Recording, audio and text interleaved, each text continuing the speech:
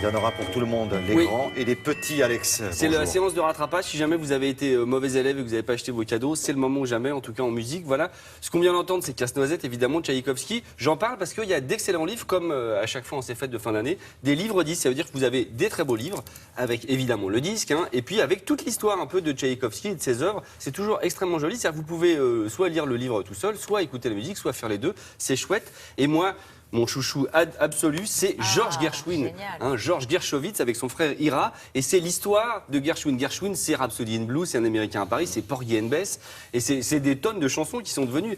Voilà un homme qui était dans le hit parade de l'époque, c'est-à-dire qu'on a l'impression que c'est un compositeur classique, mais non, c'était un mec, tout le monde écoutait, il était dans le top 50, et c'est extrêmement incroyable parce que c'est son histoire, intéressant, pardon, c'est son histoire enfant avec le piano qui arrive à la maison. Et voilà, Georges Gershwin. Ce que je vous propose, c'est c'est un extrait. Oui, c'est un extrait audio avec des petites images. Voilà. Est-ce qu'on est C'est bien fait. Je crois que ça a été assez bien préparé cette chronique, pas par moi, hein, parce que sinon ce serait n'importe quoi. Voilà. Quelques images de Woody Allen là-dessus, vous voyez, Manhattan, Woody Allen. Et on y est, hein. Il y a un très joli dessin animé dans Fantasia 2000 sur justement Rhapsody in Blue avec une petite fille que ses parents veulent absolument mettre à la danse et au piano. C'est splendide. I've got rhythm. Et là, on revient et je suis en train de danser sur le plateau.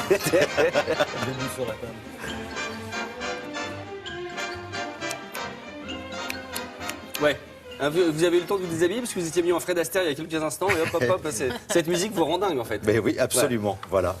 Donc Ira Gershwin, ça c'est voilà. Ira Gershwin, les livres 10, c'est chez Didier Jeunesse, c'est vachement bien. Hop, je continue tout de suite avec un cadeau. Alors c'est un peu plus pour musiciens, mais en même temps pas que. Qu'est-ce que Eusa? Eusa, c'est un recueil de 10 titres de Yann Tiersen. Yann Tiersen, vous savez, il est très très connu pour évidemment la musique d'Amélie Poulain ou de Goodbye Lénine, mais il a fait 9 autres albums, que ce soit en studio ou en concert.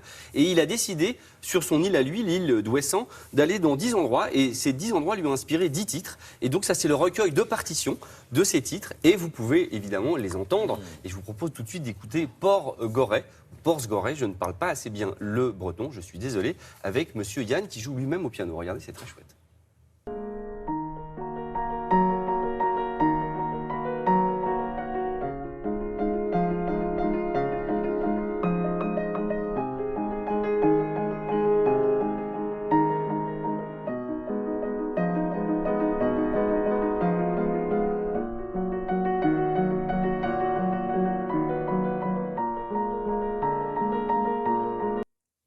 Je pense que ça va intéresser tous les amateurs de tous ceux qui jouent au piano, qui aiment Tiersen. C'est savant, mais c'est pas incroyablement compliqué. Je veux dire que si, même si vous êtes un pianiste débutant, c'est un bon moyen d'arriver au je vais piano. trouver ça, on trouve ça dans des magasins de musique sans Vous allez problème. trouver ça dans mon sac, je vous vois venir, hein, c'est ça surtout. Vous voulez savoir si vous voulez repartir avec. Non mais demandez-le moi, Thierry. Non, j'ai repéré autre chose. Autour de mon cadeau comme ça. J'ai repéré un autre cadeau, mais j'y crois pas trop. Non, mais vous pouvez ne pas y croire.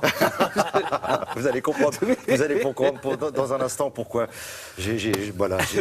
Vous avez également le centenaire de Frank Sinatra. Ça, c'est vachement bien. Ça. Ouais, voilà. Mais vous savez quoi, je ne vais pas en parler maintenant puisque je m'en garde un peu pour la rentrée aussi. Parce qu'une fois que vous n'avez pas dépensé tous vos sous, et que vous n'avez pas, il faut un peu des cadeaux. C'était ça mon rêve. C'était ça mon rêve. Mon cadeau à moi pour tous, c'est une œuvre qui s'appelle Very Murray Christmas, comme Merry Christmas, mais Murray comme Bill Murray. C'est un film réalisé pour la chaîne Netflix par Sofia Coppola, la fille d'eux, dans lequel vous avez George Clooney, vous avez Bill Murray, vous avez plein de chanteurs, vous avez Miley Cyrus. Ils sont bloqués à cause de la neige dans un hôtel à New York et tout le monde attend George Clooney et ça finit en comédie musicale. Regardez. Je meurs.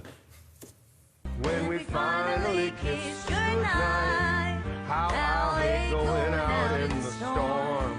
But if you really hold me tight, all the way home I'll be warm and the fire is slowly dying. And my dear, we're still goodbye. But as long as you love me so. it snow, let it snow, let it snow. Ouais, pourquoi ils nous prennent pas?